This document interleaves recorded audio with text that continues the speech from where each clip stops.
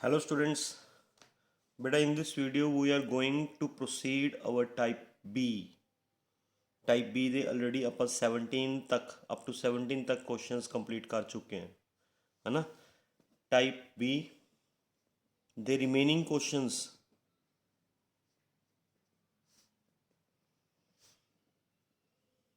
ਉਹ complete ਕਰ ਰਹੇ ਬੇਟਾ ਜਿਹੜੇ questions ਬਚ ਗਏ। okay, now we are going to start from our question number 18th question ਤੋਂ start ਕਰ ਰਹੇ ਹਾਂ। question number 18 ਹੈ calculate shortest wavelength of Balmer series। Rydberg constant given है, Rydberg constant given है 1.097 into 10 raised to power 7, ठीक है। And अपन ने फाइंड करनी है शॉर्टेस्ट वेवलेंथ लैम्डा, शॉर्टेस्ट मतलब मिनिमम, ठीक है। किस सीरीज वास्ते?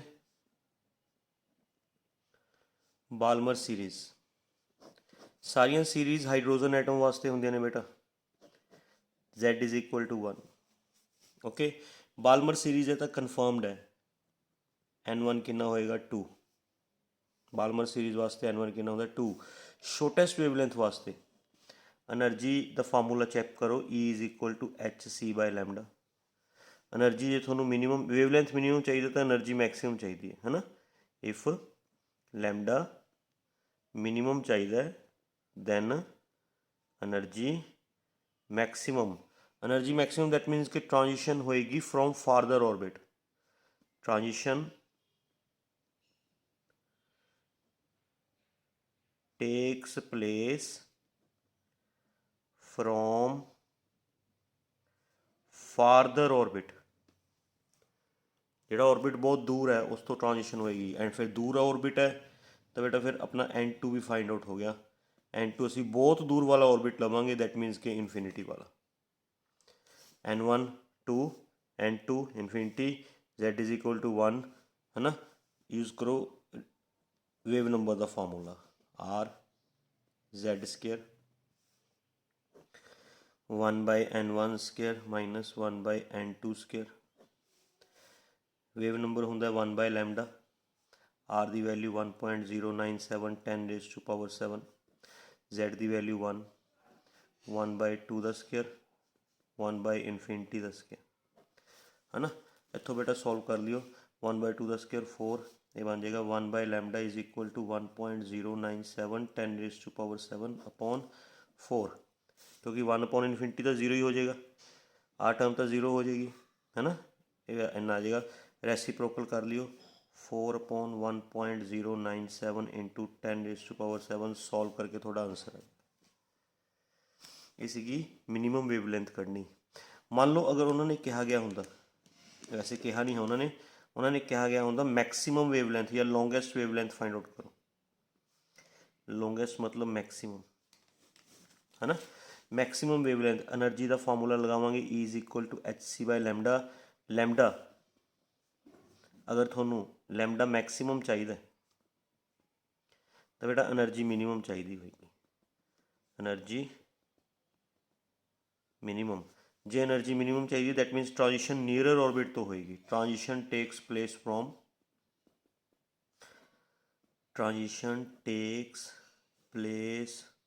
From nearer orbit. Nearer orbit मतलब सीरीज केड़ी सी बाल्मर सीरीज वास्ते N1 2 होंदा तो नियरर ऑर्बिट 3 हो गया। फिर तुसी फार्मूला लगाते again R Z square 1 by N1 square minus 1 by N2 square है ना। सॉल्व करके इतों फिर लॉन्गेस्ट वेवलेंथ निकलती, ठीक है। सो शॉर्टेस्ट वेवलेंथ वक्त N2 इन्फिनिटी लेना होंगे एंड लॉन्गेस्ट वेवलेंथ वक्त N2 नियरर ऑर्बिट लेना होंगे, नियरर ऑर्बिट। समझ गए बेटा, कोई कन्फ्यूजन? अच्छा, ये कंसैप्ट वेवलेंथ का सीगा, ये क्वेश्चन थोनों फ्रीकुएंसी नाल भी पूछा जा सकता है। मतलब थोनों मैक्सिमम फ्रीकुएंसी कैलकुलेट करने को कही जा सकती है या मिनिमम फ्रीकुएंसी कैलकुलेट करने को कही जा सकती है। फ्रीकुएंसी वक्त फिर एनर्जी का फार्मूला H न्यू यूज़ कर लियो है ना। मतलब जो फ्रीकुएंसी मैक्सिमम चाहिए है तो एनर्जी भी मैक्सिमम चाहिए, मतलब ट्रांजिशन फार्दर ऑर्बिट तो लोगे N2 इन्फिनिटी लोगे। ਜਦੋਂ ਫ੍ਰੀਕੁਐਂਸੀ ਮਿਨੀਮਮ ਚਾਹੀਦੀ ਹੈ, ਫ੍ਰੀਕੁਐਂਸੀ ਮਿਨੀਮਮ ਤਾਂ એનર્ਜੀ ਵੀ ਮਿਨੀਮਮ ਚਾਹੀਦੀ ਹੈ, ਮਤਲਬ ਟ੍ਰਾਂਜੀਸ਼ਨ ਨੀਅਰਰ ਔਰਬਿਟ ਤੋਂ ਲਓਗੇ। ਮਿਨੀਮਮ ਫ੍ਰੀਕੁਐਂਸੀ ਵਾਸਤੇ transition takes place from nearer orbit and maximum frequency ਵਾਸਤੇ transition takes place from farther orbit. ਠੀਕ ਹੈ, ਮਤਲਬ એનર્ਜੀ ਦਾ ਫ੍ਰੀਕੁਐਂਸੀ ਦਾ એનર્ਜੀ ਨਾਲ ਰਿਲੇਸ਼ਨ ਡਾਇਰੈਕਟ ਹੈ ਨਾ, ਬਟ ਵੇਵਲੈਂਥ ਦਾ ਰਿਲੇਸ਼ਨ એનર્ਜੀ ਨਾਲ ਕੀ ਹੈ ਬੇਟਾ, ਇਨਵਰਸ ਹੈ। ਤਾਂ ਉਹਦਾ ਰਿਜ਼ਲਟ ਉਸ ਦੇ ਅਕੋਰਡਿੰਗ ਆਏਗਾ, ਵੇਵਲੈਂਥ ਦਾ ਇਨਵਰਸ ਦੇ ਅਕੋਰਡਿੰਗ, ਐਂਡ ਫ੍ਰੀਕੁਐਂਸੀ ਦਾ ਡਾਇਰੈਕਟ ਦੇ ਅਕੋਰਡਿੰਗ। N1 N2 ਦੀਆਂ ਵੈਲਿਊਜ਼ ਡਾਇਰੈਕਟ ਦੇ ਅਕੋਰਡਿੰਗ ਡਿਸਾਈਡ ਹੋਣਗੀਆਂ ਬੇਟਾ, ਸਮਝ ਗਏ। So your question number 18th is this our, that is your question number 18th। ठीक है बेटा, now we move to question number 19th। wait a minute, yes, question number 19th ਚ ਉਹਨਾਂ ਨੇ ਕਿਹਾ ਹੈ calculate the longest wavelength for Paschen series। good, longest wavelength find out ਕਰਨ ਨੂੰ ਕਿਹਾ। longest मतलब मैक्सिमम वेवलेंथ है ना, किस सीरीज की बेटा, पास्चन सीरीज। पास्चन सीरीज का N1 तक कन्फर्मड है, किहड़ा ऑर्बिट होएगा, third. N2 energy is equal to HC by lambda. Wavelength अगर मैक्सिमम लेनी है तो एनर्जी की होनी चाहिए बेटा, मिनिमम। एनर्जी मिनिमम मतलब transition from nearer orbit,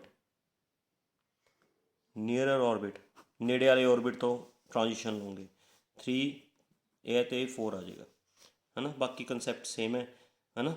new bar the formula ਲਗਾਈਓ, RZ² 1/N1² N2²। ਇਹ ਸਾਰੀਆਂ ਸੀਰੀਜ਼ ਹਾਈਡਰੋਜਨ ਐਟਮ ਵਾਸਤੇ ਹੁੰਦੀਆਂ ਨੇ, hydrogen atom Z is equal to 1, ਹੈ ਨਾ। ਇੱਥੋਂ ਫਿਰ ਉਹੀ ਕੰਸੈਪਟ ਸਾਰਾ ਤੁਹਾਨੂੰ ਪਤਾ ਹੈ ਅੱਗੇ ਕੀ ਕਰਨਾ ਕੀ ਨਹੀਂ ਕਰਨਾ। ਇਸ ਤੋਂ ਅੱਗੇ ਮੈਂ ਕੁਐਸਚਨ ਛੱਡ ਦੇਣਾ, proceed your self, lambda find out हो जाएगा। ठीक है, question number 20th, the wavelength of H beta line for Balmer series। Balmer series the H beta line ਉਹਦੀ wavelength ਦਿੱਤੀ ਹੋਈ ਹੈ ਬੇਟਾ, beta line ਦੀ wavelength ਦਿੱਤੀ ਹੋਈ ਹੈ 4861 एंगस्ट्रॉम। 4861 10⁻⁻10 मीटर। ठीक है, calculate the wavelength of H alpha line of the series. Balmer series दी ही H अल्फा लाइन दी वेवलेंथ फाइंड आउट करनी है, लैम्डा अल्फा। ठीक है, बाल्मर सीरीज है तो N1 तक कन्फर्मड है, 2 होएगा, इधर भी N1 कन्फर्मड है, 2 होएगा, है ना। इधर बेटा अल्फा मतलब होंगे फस्ट मैंबर, दसिया सी ना थोनू, अल्फा मीनस फस्ट मैंबर है तो बेटा N1 2 है तो N2 कितना लोगे इस 3, है ना। बीटा होंगे सेकेंड मैंबर, क्लियर बेटा, बीटा इज सेकेंड मैंबर है तो बेटा N2 कितना होएगा, 2 तो अगला ऑर्बिट थर्ड जो फस्ट मैंबर हो गया, उस तो अगला ऑर्बिट 4 है जो सैकेंड मैंबर हो गया, मतलब 2 ऐड कर दो ना, 2 च आ वाली 2 च सैकेंड 2 ऐड कर दो, ये हो गया N2। यदी वेवलेंथ सानू दी हुई है, यदी वेवलेंथ फाइंड आउट करनी है। वेव नंबर का फार्मूला लगाओ, RZ² 1/N1² -1/N2², ये बन जाएगा 1/λ अल्फा। RZ² 1/2 4, सीधा लिखदा बेटा, 1/3 9, है ना। इधर भी सॉल्व करो, वेव नंबर का फार्मूला लगाओ, RZ² 1/N1² N2² 1/λ beta, RZ² 1/2 4 4 16, है ना बेटा। इन्होंने दोनों की रेशो ले लो, सॉल्व कर लो, RZ² नाल RZ² कैंसल हो जाएगा। ओके, यानी होर सॉल्व करना, होर सॉल्व कर लो बेटा। 1/λ बीटा is equal to RZ² into ये बनेगा 16 LCM 4 4 4 3 3/16, तो ये बनेगा RZ² 9 4 36 36 9 4 5 5/36, ठीक है, दोनों की रेशियो ले लो बेटा, है ना, 1 by lambda beta 1 by lambda alpha R Z square 3 by 16 R Z square 5 by 36। ठीक है बेटा, आर जेड स्केयर नाल आर जेड स्केयर कैंसल, है ना, लैम्डा अल्फा ऊपर लैम्डा बीटा नीचे, है ना, इस चो 3 36 ऊपर 16 नीचे, है ना, ये लैम्डा बीटा उधर ले जाओ बेटा, आ लैम्डा बीटा उधर ले जाओ, सोल्व करके लैम्डा अल्फा आ जाएगा। समझ गए, सारी कटिंग कुटिंग करके सोल्व करके लैम्डा बीटा लैम्डा अल्फा आ जाएगा। एवं बेटा मतलब एक साइड तो मतलब दोनों क्लीयर है ना चीज़ा, अल्फा मतलब होंगे फर्स्ट मैंबर, बीटा मतलब होंगे सैकेंड मैंबर। सानू सैकेंड मैंबर की वेवलेंथ दी थी, फर्स्ट मैंबर की वेवलेंथ फाइंड करनी थी, बस यदा फार्मूला बनाओ, यदा फार्मूला बनाओ, दोनों की रेशियो लो, answer. That is your question number 20। Now we move to question number 21। Question number 21 तो चलते हैं बेटा। The Rydberg constant for hydrogen atom is this. Rydberg constant दिता हुआ है हाइड्रोजन एटम वास्ते 1.097 into 10⁻⁷ per metre. Calculate short and long wavelength limits of Lyman series. Lyman series की short wavelength करनी है, एक लॉन्ग वेवलेंथ करनी है, मतलब दोनों पासे सीरीज लाइमन ही है।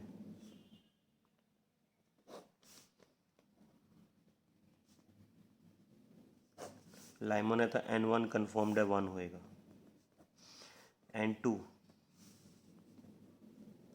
जे शॉर्ट फाइंड आउट करनी है, शॉर्ट इधर असी फाइंड करते हैं लॉन्ग वेवलेंथ। एनर्जी का formula HC by lambda. Lambda अगर शॉर्ट रखनी है, लैम्डा शॉर्ट है तो एनर्जी मैक्सिमम होनी चाहिए, है ना। लैम्डा अगर शॉर्ट रखनी है तो energy maximum, that means transition takes place from farther orbit. Farther orbit लेना है, फारदर ऑर्बिट मतलब इन्फिनिटी। इत्थे अगर वेवलेंथ लॉन्ग रखनी है तो एनर्जी मिनिमम होनी चाहिए। एनर्जी मिनिमम मतलब transition takes place from nearer orbit. Nearer orbit 1 के नेड़े वाला ऑर्बिट किहड़ा 2। ठीक है बेटा, आर गिवन ही है थोनू, वेव नंबर का फार्मूला यूज़ करो, N1 square minus 1 by N2 square, wave number में लैम्डा च कन्वर्ट करो। Z तो 1 ही है, सीरीज है, Z इज इक्वल टू 1, है ना, 1 बाय 1 का स्केयर 1 बाय इनफिनिटी का स्केयर, है ना, एवं ये तो एवं इधर भी, यदा भी एवं फार्मूला लगाना बेटा, N1 square minus 1 by N2 square put करके रिजल्ट आ जाएगा। That is your question number 21। Now we move to question number 22। ठीक है, इजी क्वेश्चन है। Calculate the wavelength of photon emitted, okay, when an electron jumps from third orbit to second orbit. R given है बेटा, R given है 1.097 10⁻⁷ per metre. Electron jumps from third orbit to second orbit. Third orbit तो second orbit च electron jump कर रहे, है ना, मतलब N1 2 N2 3, है ना। कहते दसो जी इस चो एनर्जी रिलीज़ होएगी वो वेवलेंथ फाइंड आउट करो, है ना, जी एनर्जी रिलीज़ होएगी वो वेवलेंथ फाइंड आउट करो। ठीक है, हो जाएगा क्वेश्चन, हो जाएगा ना। वेव नंबर का formula R Z square 1 by N1 square 1 by N2 square. N1 पता है 2, N2 पता है 3, आर पता है, जेड हाइड्रोजन एटम दिता है, यस दिता है। Question number 22, wavelength of photon emitted when electron jumps from this to this. That नहीं दिता होंगे तो Z इज इक्वल टू 1 लेके सॉल्व कर दिया करो। ठीक है, इतों तुम वेव नंबर के फार्मूले में लैम्डा च कन्वर्ट करोगे, आर जेड N1 N2 दिया वैल्यूज पुट करके सॉल्व कर लियो, वेवलेंथ आ जाएगी। क्वेश्चन च अगे इन्होंने ये भी पूछा भी is this photon visible, yes, क्योंकि N1 2 है, N1 2 ये दसदा भी कि सीरीज़ होएगी, बाल्मर सीरीज़ होएगी।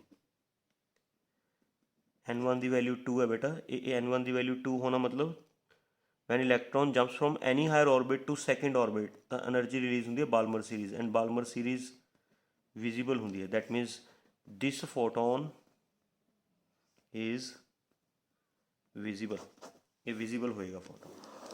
ठीक है, ਇਹਨੂੰ ਸੋल्व कर लियो, वेवलेंथ आ जाएगी फोटोन की। Question number 23, the ionisation energy of hydrogen atom is this, calculate Rydberg constant. ਆਪਾਂ ਨੂੰ ionization energy of hydrogen atom, ionization energy दी हुई है बेटा 13.6 eV, ठीक है। रिडबर्ग कांस्टेंट फाइंड आउट करना for hydrogen atom, Rydberg constant find out करना है। किवें फाइंड आउट करोगे, दसो मैनू किवें फाइंड आउट करोगे, बोलो बोलो। हाइड्रोजन एटम है ना, हाइड्रोजन एटम, हाइड्रोजन एटम है Z इज इक्वल टू 1, है ना। आयोनाइजेशन एनर्जी है, it is ionisation energy, ionisation energy है दैट मीनस जो सैकेंड ऑर्बिट लॉन्ग है दैट इज इनफिनिटी, ठीक है।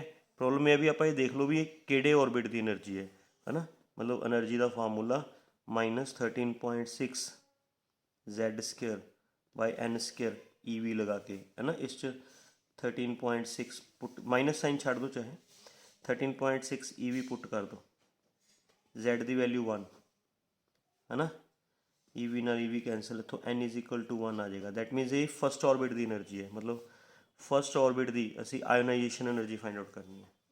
फस्ट ऑर्बिट की आयोनाइजेशन एनर्जी दी हुई है, फस्ट ऑर्बिट की एनर्जी दी हुई है ionisation energy. Rydberg constant find out करना है। वेव नंबर का फार्मूला बेटा R(Z²) 1/N1² 1/N2², न्यू नू लिख लाँगे 1/λ, है ना। इनू इधर भी H तो C ना मल्टीप्लाई कर लाँगे, इधर भी H तो C ना मल्टीप्लाई कर लाँगे, 1/1² -1/∞², दोनों पासे H तो C ना मल्टीप्लाई करता, दिस बिकम्स एनर्जी, ये बन गई बेटा एनर्जी कितनी 13.6 EV, बट समझ गए, ये बन गई energy, energy divided by HC, R Z की वैल्यू 1 है, ये भी 1 आ गया, ये 1/∞ का 0 हो जाएगा, 1/1 1 हो जाएगा, R आ जाएगा, मतलब R is equal to E/HC आ गया, है ना। इतों सॉल्व करके R आ जाएगा बेटा। C की वैल्यू थोड़ा पता है, C is the speed of light 3 × 10⁸ मीटर/सेकेंड, H is Planck's constant, H Planck's constant है, E इज़ एनर्जी, एनर्जी आ वाली होगी बेटा, है ना। बट जो इतने एनर्जी तुम पुट करोगे तो ये इस एनर्जी को जाउल्स कन्वर्ट कर लियो। E आपको दिता है 13.6 EV, 13.6 × 1.6 10⁻⁻19 जाउल्स, ये जाउल्स पुट करोगे तो थोड़ा रिडबर्ग कांस्टेंट सही आएगा। EV च नहीं पुट करना, कभी भी एनर्जी जो फार्मूले पुट करनी होंगी है EV च नहीं पुट करा कर देंगे, SI यूनिट्स पुट करा कर देंगे। तो ये वाली जी एनर्जी है ये इत्थे पुट कर दियो। आयोनाइजेशन एनर्जी है ना, दैट्स वाई N2 असी इनफिनिटी लिता है, आयोनाइजेशन एनर्जी च N2 इनफिनिटी लेना होंगे, ठीक है। ये एनर्जी किहड़े ऑर्बिट की सी, वो ऑर्बिट असी फाइंड कर लिया, किहड़े ऑर्बिट की सी, फस्ट की, N1 1 N2 इनफिनिटी, एनर्जी सानू दी हुई है, फार्मूले में असी एनर्जी की फॉर्म च कन्वर्ट कर लिया H तो C ना मल्टीप्लाई करके, ये HC/λ एनर्जी होंगे ना बेटा, एनर्जी ये HC डिवाइड च आ गए, R की वैल्यू आ जाएगी, समझ गए। That is your question number 23। Now we move to question number 24।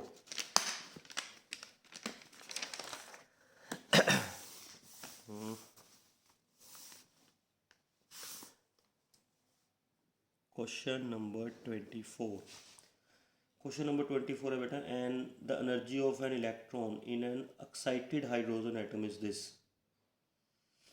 कहते इलैक्ट्रॉन की एनर्जी किसी एक्साइटेड स्टेट -3.4 EV है, हाइड्रोजन एटम है, Z इज इक्वल टू 1। तो बेटा ये एनर्जी किहड़े ऑर्बिट की है, जो फाइंड करना है, एनर्जी का फार्मूला लगाओ -13.6 Z² by N² EV, energy की वैल्यू पुट करो -3.4 EV -13.6 Z², Z की वैल्यू 1/N² EV, EV नाल EV कैंसल, N² ऊपर लै जाओ, -13.6/3.4, है ना, ये आ जाएगा 4, तो N आ जाएगा 2, मतलब ये सैकेंड ऑर्बिट की एनर्जी है। This energy is of second orbit. आपने कैलकुलेट करना है angular momentum of this orbit, इस ऑर्बिट का एंगूलर मोमेंटम करना है। एंगूलर मोमेंटम होंगे integral multiple of H/2π according to second postulate. Second postulate ਦੇ ਅਕੋਰਡਿੰਗ ਕਿਸੇ ਵੀ ਔਰਬਿਟ ਦਾ angular momentum integral multiple of h/2 pi n is principal quantum number. Principal quantum number ਆਪਣੇ ਕੋਲ ਕਿੰਨਾ ਹੈ 2 है ना। 2 ਨਾਲ 2 कैंसल, h की वैल्यू 6.6, 10⁻34, पाई की वैल्यू 3.14। सॉल्व करके एंगुलर मोमेंटम आ जाएगा बेटा। क्लियर, कोई confusion? This is your question number 24। Now we further move to question number 25। Question number 25 है the ionisation energy of hydrogen atom is this.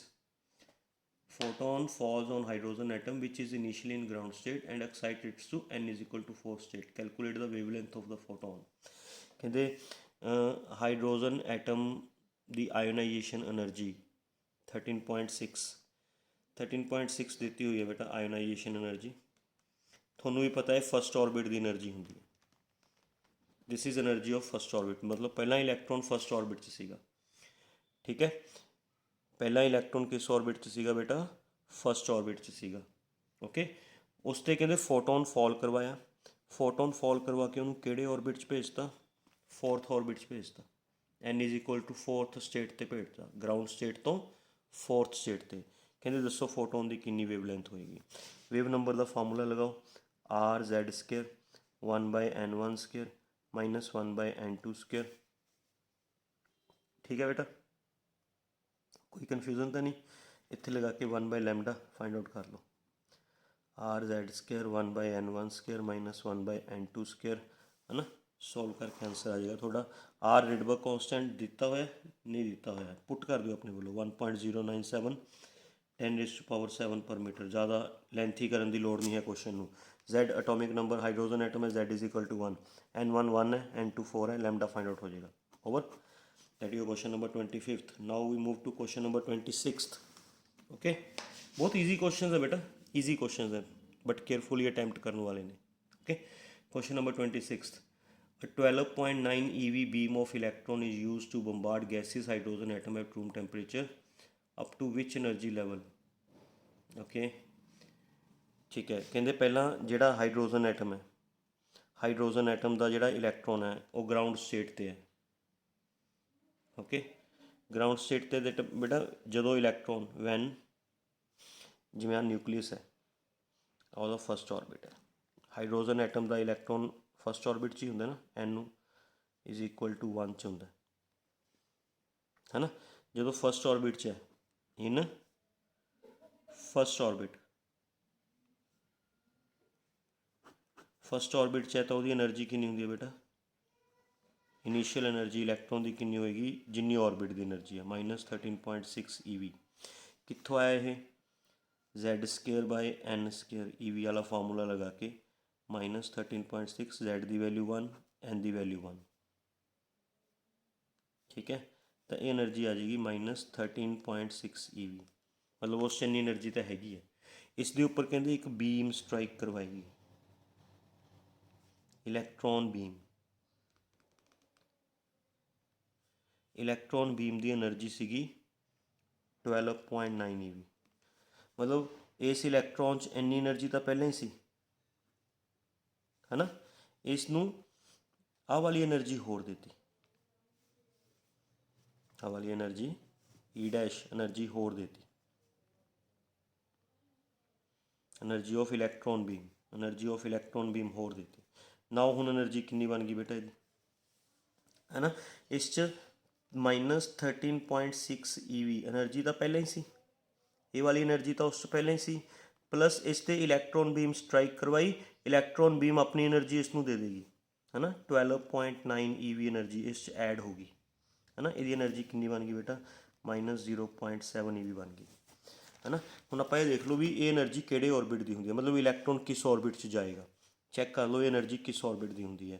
Formula लगा लो, E is equal to -13.6 Z²/n² EV, है ना, -0.7 EV -13.6, Z की value 1, n find out करना है, EV नाल EV cancel, n² -13.6 upon -0.7, है ना। ये कितना आ जाएगा अप्रोक्सीमेटली 19 पॉइंट समथिंग आ जाएगा बेटा, है ना। तो यह अपने को n आ गया 19.8 ਦਾ रूट, मतलब n की वैल्यू मैं इधर कर रहा बेटा, n की वैल्यू 4 पॉइंट समथिंग आ जाएगी, 4.6 या 7। ठीक है, दैट मीनस ऑर्बिट्स कदे पॉइंट्स तो होंगे नहीं बेटा, दैट मीनस ये 5th ऑर्बिट च नहीं पहुँच पाया है। ये जिहड़ा इलैक्ट्रॉन है ਇਹਦੀ એનર્ਜੀ ਇੰਨੀ ਹੋ ਗਈ ਵੀ ਇਹ 5th ऑर्बिट ਚ नहीं पहुँच पाया। पॉइंट्स तो बाद वाला छड्ड दिया करो, है ना, मतलब ये किहड़े ऑर्बिट च गया बेटा, 4th ऑर्बिट च गया। यही उन्होंने पूछा सीगा भी which energy level would the hydrogen be excited, वो किस लैवल तक जाएगा। देखो मैं थोड़ा दोबारा तो समझा दिना है। पहला जिहड़ा हाइड्रोजन एटम सीगा वो अपनी ग्राउंड स्टेट ते सीगा, ਉਹਦਾ इलैक्ट्रॉन फस्ट ऑर्बिट च सीगा, फस्ट ऑर्बिट च होण करके उस दे विच ਇੰਨੀ एनर्जी तो पहले ही सीगी, -13.6 EV एनर्जी तो उस पहले ही सी। फिर उसते इलैक्ट्रॉन बीम फॉल करवाई गई, इलैक्ट्रॉन बीम फॉल करवाने नाल जिन्नी एनर्जी इलैक्ट्रॉन बीम च सी वो एनर्जी भी उन्होंने मिल गई, मतलब उस 13.6 EV तो पहले ही सी, इन्नी एनर्जी होर ऐड करती, ऐड करके इन्नी एनर्जी बन गई बेटा।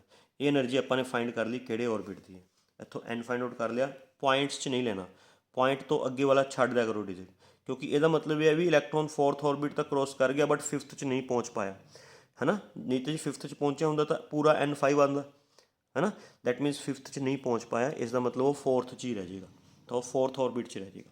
ठीक है, होर इन्होंने की कैलकुलेट करके है, calculate the wavelength of first member of Paschen series and first member of Balmer series. Okay, ये तो फस्ट पार्ट तो हो ही गया, इस तो अगे तो क्वेश्चन सौखा ही है ना।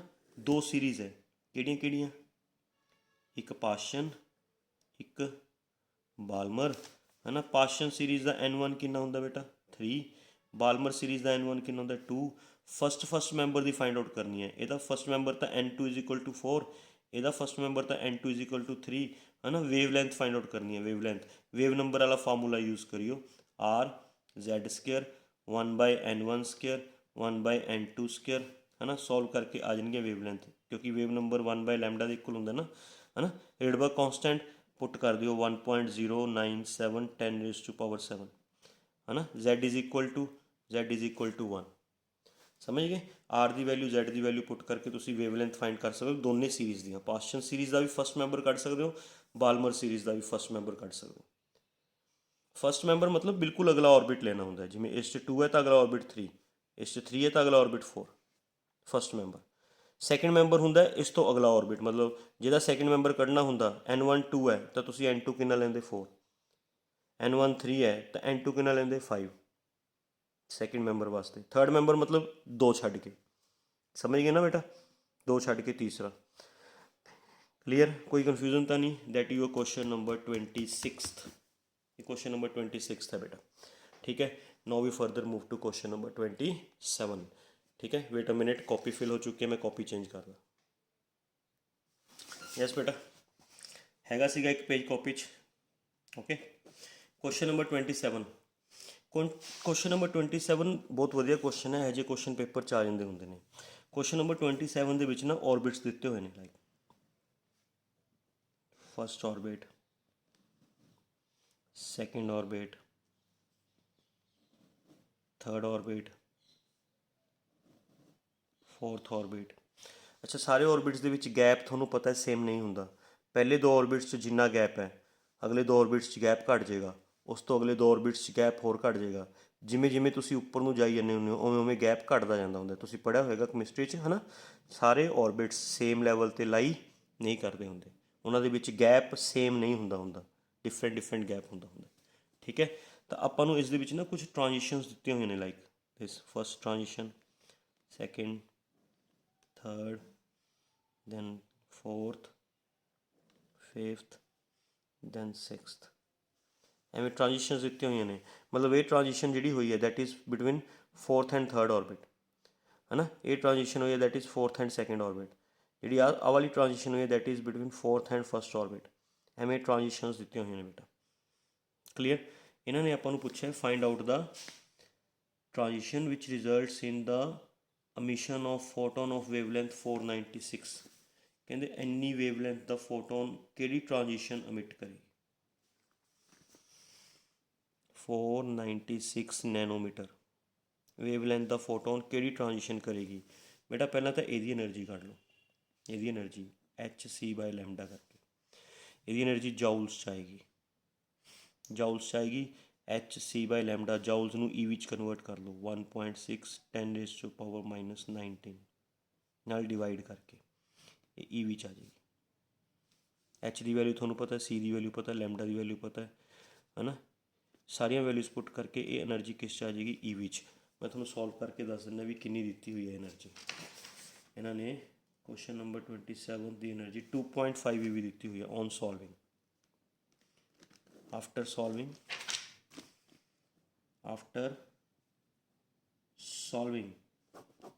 ਇਹ એનર્ਜੀ ਆ ਜਾਏਗੀ ਇੰਨੀ। ਮਤਲਬ ਇੰਨੀ એનર્ਜੀ ਦਾ ਫੋਟੋਨ ਕਿਹੜੀ ਟ੍ਰਾਂਜੀਸ਼ਨ ਇਮਿਟ ਕਰੇਗੀ। ਉਸ ਵਾਸਤੇ ਬੇਟਾ ਸਾਰੇ ਟ੍ਰਾਂਜੀਸ਼ਨਸ ਦੀ, ਸਾਰੇ ਔਰਬਿਟਸ ਦੀ એનર્ਜੀ ਕੱਢ ਲਓ, ਸਾਰੇ ਔਰਬਿਟਸ ਦੀ। ਲਾਈਕ ਕਿਹੜਾ ਫਾਰਮੂਲਾ ਯੂਜ਼ ਕਰੋਗੇ એનર્ਜੀ ਦਾ, ਕਿਹੜਾ ਫਾਰਮੂਲਾ ਯੂਜ਼ ਕਰੋਗੇ, -13.6 Z² by n² EV by taking Z is equal to 1। ਕਿਉਂਕਿ ਕੁਐਸਚਨ 'ਚ ਦਿੱਤੇ ਹੋਏ ਨੇ ਬੇਟਾ energy level diagram of hydrogen atom. ਇਹ ਹਾਈਡਰੋਜਨ ਐਟਮ ਦੀ એનર્ਜੀ ਲੈਵਲ ਡਾਇਗਰਾਮ ਹੈ ਨਾ। ਤਾਂ ਆਪਾਂ ਸਾਰੇ ਔਰਬਿਟਸ ਦੀ ਪਹਿਲਾਂ E1 ਕੱਢ ਲਓ by putting n is equal to 1 -13.6 EV। ਫਿਰ E2 फाइंड आउट कर लो by putting n is equal to 2 है ना। फिर n is equal to 3 put करके ਉਹਦੀ एनर्जी ਕੱਢ लो है ना। ये आएगा n is equal to 3 -0.8 something जिन्ना भी आएगा है ना। एवं फोर्थ ऑर्बिट की एनर्जी ਕੱਢ लो -13.6 1/² अपॉन 4/²।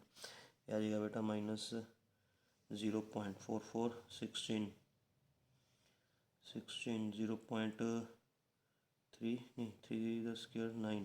ये गलत लिखा गया है ना बेटा। 13.6 डिवाइडेड बाई 9 1.5 EV, ये 0.85 EV है ना। है जा कुछ जिन्ना भी बनेगा है ना, कैलकुलेट कर लियो बेटा तुसी जिन्ना भी बनेगा। ਹੁਣ ਤੁਸੀਂ ਇਹ ਚੈੱਕ ਕਰੋ ਵੀ ਜਿਹੜੀ 2.5 EV એનર્ਜੀ ਆਉਂਦੀ ਹੈ ਕਿਹੜੇ ਦੋ ਔਰਬਿਟਸ ਦੀ એનર્ਜੀ ਨੂੰ ਮਾਈਨਸ ਕਰਕੇ ਆਉਂਦੀ ਹੈ। ਕਿਹੜੇ ਦੋ ਔਰਬਿਟਸ ਦੀ એનર્ਜੀ ਮਾਈਨਸ ਕਰਕੇ ਇਹ ਵਾਲੀ 2.5 EV એનર્ਜੀ ਆਉਂਦੀ ਹੈ। ਸੋਚ ਕੇ ਦੇਖੋ 2.5 EV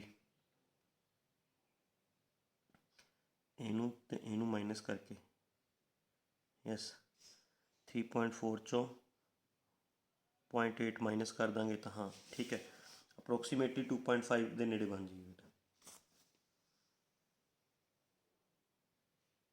ਠੀਕ ਹੈ ਇਹਨਾਂ ਦੋਨਾਂ ਨੂੰ ਮਾਈਨਸ ਕਰੋਗੇ ਤਾਂ 2.5 એનર્ਜੀ ਈ ਵੀ ਬਣ ਜਾਏਗੀ ਨਾ। ਦੈਟ ਮੀਨਸ ਇਹਦਾ ਮਤਲਬ ਇਹ ਹੋਇਆ ਵੀ E4 - E2 ਕਰਕੇ એનર્ਜੀ ਜਿਹੜੀ ਬਣੇਗੀ -0.8 -3.4 है ना। सॉल्व करके 2.5 EV ਦੇ ਨੇੜੇ ਬਣ ਜਾਏਗੀ energy. That means when electron jumps from fourth orbit to second orbit ਆ ਵਾਲੀ ਟ੍ਰਾਂਜੀਸ਼ਨ ਫਿਰ એનર્ਜੀ ਰਿਲੀਜ਼ ਹੋਏਗੀ 2.5 EV ਦੀ। ਫਿਰ ਇਸ ਵੇਵਲੈਂਥ ਦਾ ਫੋਟੋਨ ਇਮਿਟ ਹੋਏਗਾ। ਮਤਲਬ ਆਪਾਂ ਨੇ ਤਾਂ ਇਹ ਵੇਵਲੈਂਥ, ਆਪਾਂ ਨੂੰ ਵੇਵਲੈਂਥ ਗਿਵਨ ਸੀ, ਵੇਵਲੈਂਥ ਤੋਂ ਆਪਾਂ ਨੇ ਉਹਨੂੰ ਕਿਸ 'ਚ ਕਨਵਰਟ ਕਰ ਲਿਆ એનર્ਜੀ 'ਚ। ਵੀ ਇੰਨੀ એનર્ਜੀ ਕਿਹੜੀ ਟ੍ਰਾਂਜੀਸ਼ਨ ਤੋਂ ਇਮਿਟ ਹੋਏਗੀ, फोर्थ तो फर्स्ट वाली च होएगी, थर्ड तो सैकेंड वाली च, या फोर्थ तो सैकेंड वाली च किहड़ी च है ना। किहड़े दो ऑर्बिट्स, ये सारिਆਂ ਦੀ એનર્ਜੀ ਕੱਢ ਲਈ ਆਪਾਂ ਨੇ, ਸਾਰਿਆਂ ਦੀ એનર્ਜੀ ਕੱਢ ਲਈ है ना। ਕਿਹੜੇ ਦੋ ऑर्बिट्स ਦੀ એનર્ਜੀ ਮਾਈਨਸ ਕਰਕੇ ਇਸ ਦੇ ਬਰਾਬਰ ਆਉਂਦੀ ਹੈ।